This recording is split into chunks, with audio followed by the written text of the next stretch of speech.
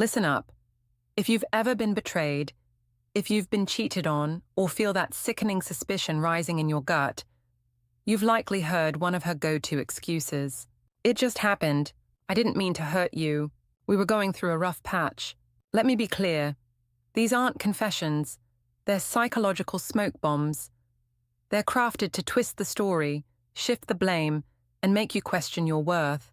Before we dive in, hit that like button, subscribe, and drop your city in the comments. Let's see how many men are done being fooled and ready to reclaim their power. Excuse 1, it just happened. This is perhaps the most infuriating, disingenuous, and universally deployed excuse in the cheater's playbook.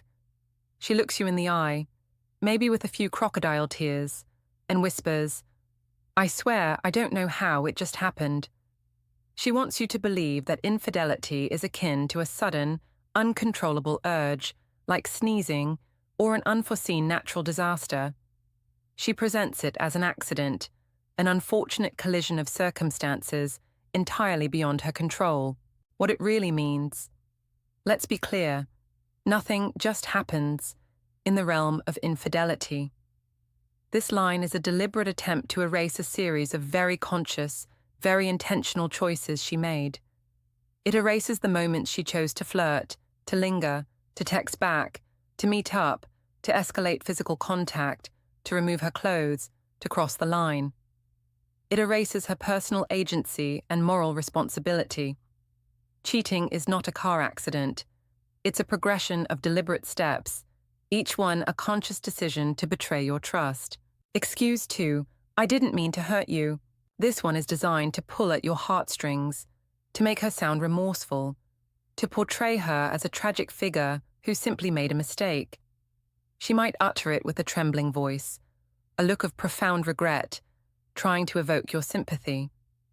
She wants you to believe that the pain you're feeling was an unintended consequence, a regrettable side effect of her actions, rather than an inherent outcome.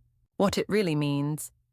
This excuse isn't about your pain, it's entirely about her guilt management. She knew deep down that her actions would inflict unimaginable pain upon you. She understood the inherent nature of betrayal. What she really didn't mean was for you to find out. She hoped to have her cake and eat it too, to indulge in her desires while keeping you in blissful ignorance. This line is a deflection, a desperate attempt to mitigate her own discomfort and avoid the full force of your anger and disappointment. Excuse 3, you were emotionally distant. The classic blame shift. This is the foundation of what I call the neglect narrative.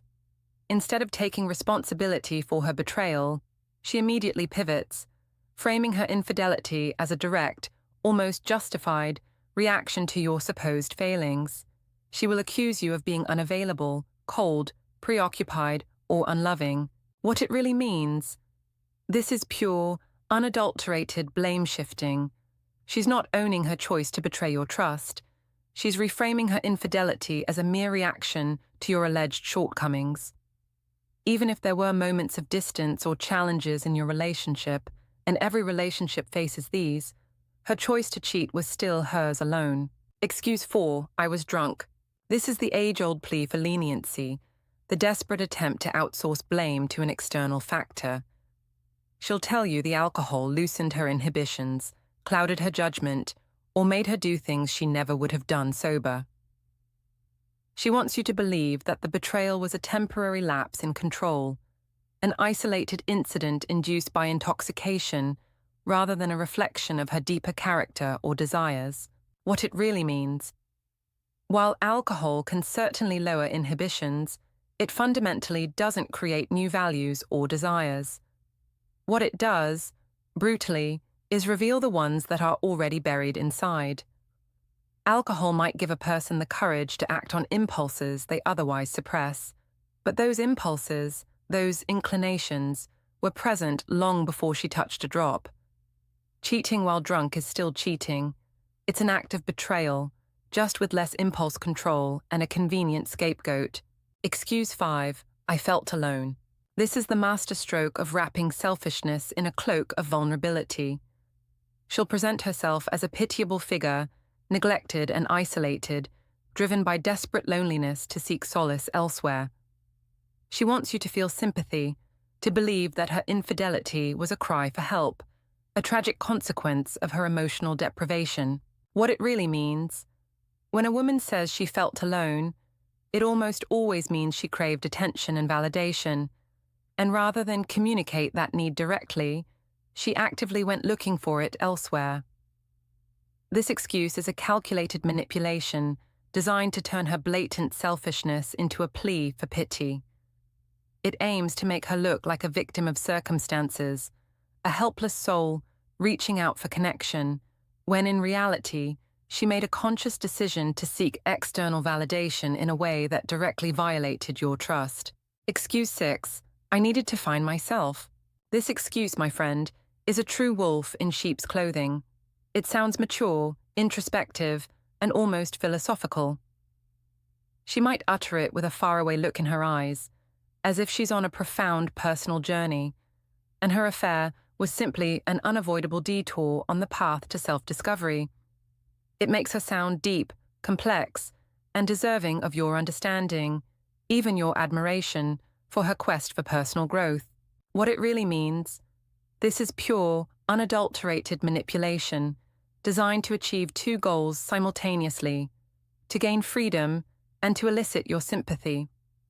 When she says she needed to find herself, it's almost always a cover for emotional detachment and outright disloyalty. She's laying the groundwork to detach from the relationship, to feel less guilty about her actions, and to pursue her desires without facing the full weight of accountability. Let's be unequivocally clear: you do not find yourself in someone else's bed. You don't discover your true self by betraying the trust of the person who loves you. Excuse 7. We were fighting a lot. This excuse attempts to deflect blame by pointing to marital conflict, suggesting that the rocky state of your relationship somehow gave her a permission slip to cheat. She'll frame your arguments, your disagreements, or your periods of tension as the root cause of her infidelity, implying that the relationship itself was so fractured that her actions were an understandable, if regrettable, consequence. What it really means: this is a classic deflection strategy. While every relationship experiences conflict, disagreements, and rough patches, these are never, ever justifications for infidelity. Conflict is an invitation to work harder, to communicate more effectively, or to ultimately decide to part ways with integrity. It is never, under any circumstances, a green light for betrayal. This excuse attempts to turn your shared struggles into her personal justification, making your relationship problems the reason for her disloyalty. Excuse 8. It didn't mean anything. This is often the final, desperate attempt to minimize the damage and escape the full force of your justifiable anger. She'll look at you, perhaps with a placating tone, and insist that the infidelity was purely physical, a momentary lapse, or a meaningless encounter that held no emotional weight. She wants you to believe that because there were no feelings involved, the betrayal wasn't truly that bad, that it shouldn't impact your relationship in a significant way. What it really means: this excuse is designed to make you believe the betrayal wasn't as severe as it was, to dilute its impact so she doesn't have to deal with the full, devastating fallout. But the truth is profoundly different. Even meaningless sex can, and often does, destroy meaningful trust. Trust isn't built solely on emotional fidelity. It's built on loyalty, honesty, and shared commitment. If you've heard even one of these excuses, or a twisted combination of them, don't, for a single second, ignore their deeper, insidious meaning. Drop a comment below. Which of these excuses did she hit you with? Which one resonated most with your experience? Share your truth, because your words can be a powerful guide for other men navigating this same treacherous landscape. Hit that subscribe button if you're truly done falling for lies, if you're ready to protect yourself, and if you're prepared to rebuild your life with your eyes wide open. Because here, we don't play the fool. We decode the game, we expose the truth, and we empower men to stand strong in their reality.